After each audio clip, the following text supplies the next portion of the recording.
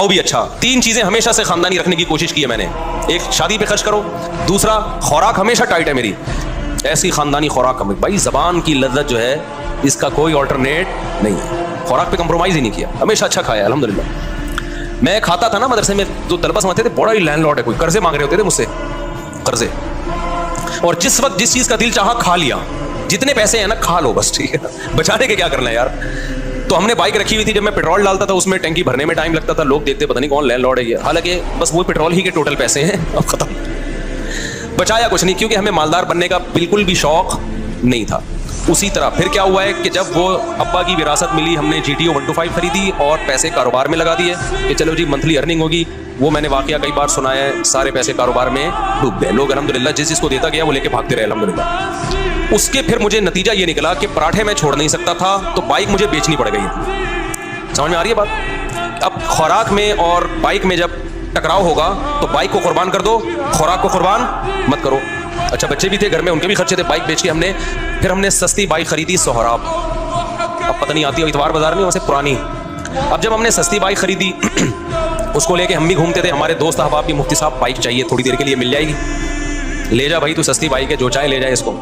वो क्या हुआ, उसका लॉक ही नहीं था, इतनी सस्ती थी, तो वो भी चोरी हो गई अल्लाह के फजल से। एक दिन मस्जिद में कोई नमाजी भाई आए, उन्होंने देखा कि ये लावारिस बाइक है और इग्निशन इसका लॉक ही नहीं होता, तो वो ले गए अल्लाह के फजल से। नमाज उन्होंने पढ़ी, उन्होंने कहा अगली नमाज में ये गुनाह माफ हो जाएगा। मैं जब आया तो बाइक ही नहीं है।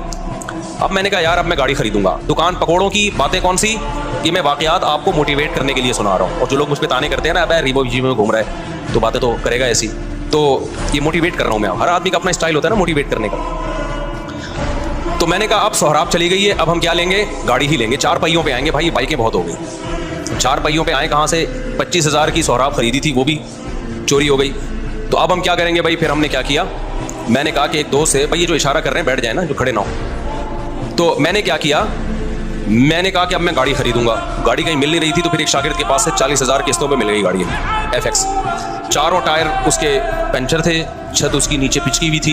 हम वो जनाजा उठा के ले आए घर। तो अब मैं मस्जिद का इमाम हूँ, तो बहुत सारे मुरीदीन ने मिलके ना ठक ठक ठक उसको बनाना शुरू कर दिया। पैसे नहीं लगाए, यूं किया, छत ऊपर हो गई उसकी। FX में ये बड़ी बात है कि डेंटिंग पेंटिंग का ज्यादा, हाथ से ही डेंटिंग पेंटिंग का काम हो जाता है उसमें। तो बहरहाल हमें इसकी खुशी थी कि गाड़ी आ गई हमारे पास, रिश्ते मांगने में आसानी हो गई हमें। तो उसमें थोड़े थोड़े थोड़े थोड़े थोड़े थोड़े पैसे लगा के मैंने क्या किया, बिल आखिर, अब मैंने कहा ये बहुत बहुत काम निकाल रही थी वो।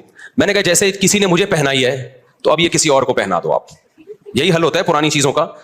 बीवी के अलावा जितनी भी पुरानी चीजें आप अब क्या कर दो, दूसरे को पहना दो। मैंने कहा बहुत थक गया, उस पर सारे पैसे उसी में लग रहे थे।